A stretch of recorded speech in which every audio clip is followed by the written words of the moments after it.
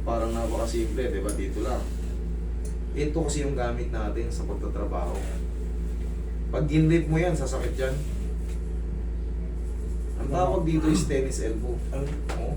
Tamo, halos simple pa lang yun. So yun, may marker.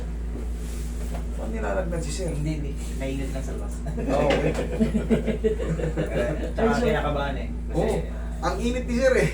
Hawakan mo nga siya, ma. Hindi, okay lang ako. Okay lang. Wala siya. Pinapawis. Oo, nilalamig lang ako. Kumbaga eh. Eto, tingnan mo. Okay. Simple lang yun, pero yan o. Tennis elbow ang tawag dito.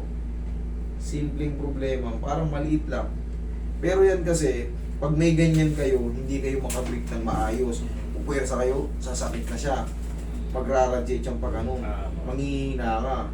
Siyempre, ano bang daily ano natin, daily machine natin? Hindi naman natin nang-aabot.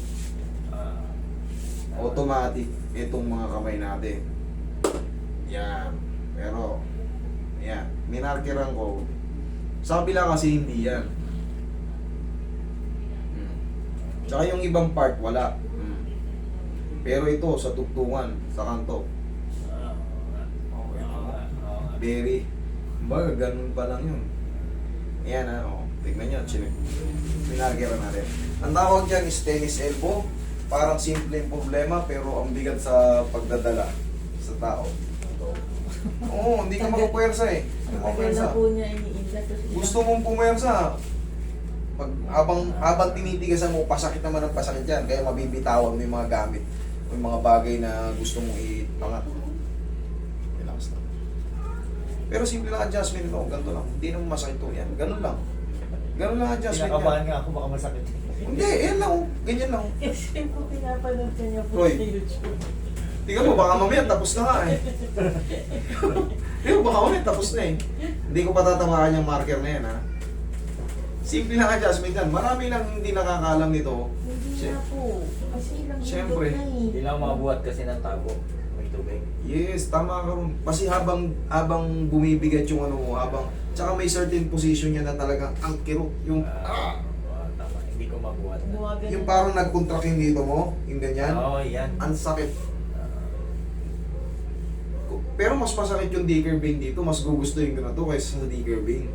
Yung digger vein kasi, tissue lang eh. Ay ano, yung ano lang, yung mga, kahit na ganyang posisyon lang oh, mas masakit. Dito naman yun. Mas gugustuhin ko na ito kaysa sa ano, sa digger vein. Naranasan ko na kasi yun eh.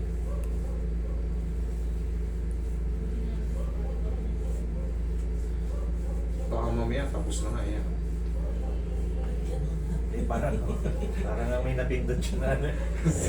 Parang tapos na kaagad sana. Kasi nang Pag ano, maghihilot na po, wala namang hindi po makuha eh. hindi kasi kaya ng ordinaryong hilot ng to. Kailangan may pagkakaintindi sa mga junction ng mga buto.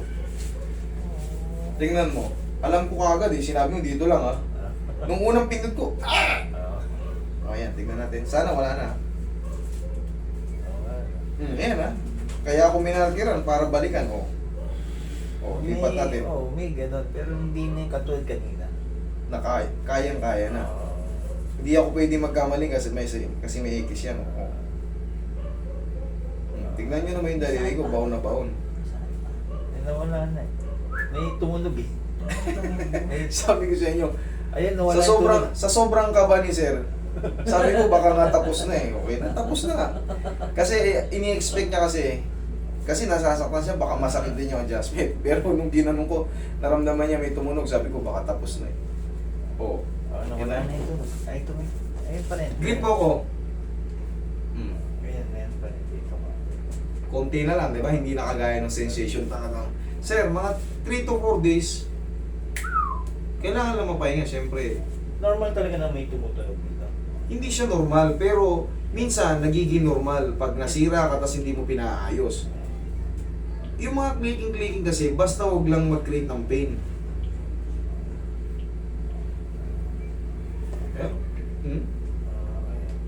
Lahat yan, minsan nagiging normal. Pero hindi yan pangkaraniwan sa tao. Hindi lahat ng tao may ganyan. Pero, pag yan nga, lumagutok, tapos, nag-create ng pain, yan ang hindi normal. Pero yung tumutunog, bali wala, walang pain, wala yun, normal na yun. Ito hindi na siya matanggal eh. Ito siya. Ito siya. Yung litid na ano. Ano? Oo, hindi yan, ano yan. Siyempre, napilay ka noon eh, hinahayaan mo lang. Siyempre, yan ang daily ano natin eh, daily machine natin eh. Nakadislocate siya nung mga nakaraan, panahon. Hinahayaan na natin kasi hindi pa natin hinahayaan. Ginawan mo ng action kaso hindi magtugma yung adjustment. Di ba? Pinahihilot mo. Hindi magtugma. Siyempre, hindi na ibabalik yung buto. Tatlo yung buto dyan eh. Oh, tatlo yun. Ito yung sira mo. Ito yung pinipindot ko. Meron din kasi yung joint dito na kailangan mapatunog. Kaya nga pag ginaganon mo, yan, may pag ganyan, sumasakit siya kasi nadadamay. Ito ang masakit. Pero pagka yan nga, na-adjust na yan, konti na lang, tapos in a few days, wala na. Kasi kung talagang nandyan pa yan, yung minarkeran ko na yan, pag dinianan ko yan, nakita mo naman yung unang video, yung una ko yan. Ganyanin lang yan. May sakit pa rin, pero hindi na yung katulad kanina, nagulat talaga masakit. Yes, alam ko naman Eh, yan. pero ngayon, masakit pa rin pag ginaganyan. Mawawala ba to? Yes, 3 to 4 days, kung pag napahinga. Yan, masakit pa rin naman, di ba? Mawawala to. Oo, mawawala yan. Kasi nga, kumbaga, pinapagod pa natin yung na-stress na muscle strap. Yung muscle strap na pagod. Tingnan mo, sabi ko nga sa inyo, ganyan ang sample niyan. Kasi nga, dyan gumagalaw yan.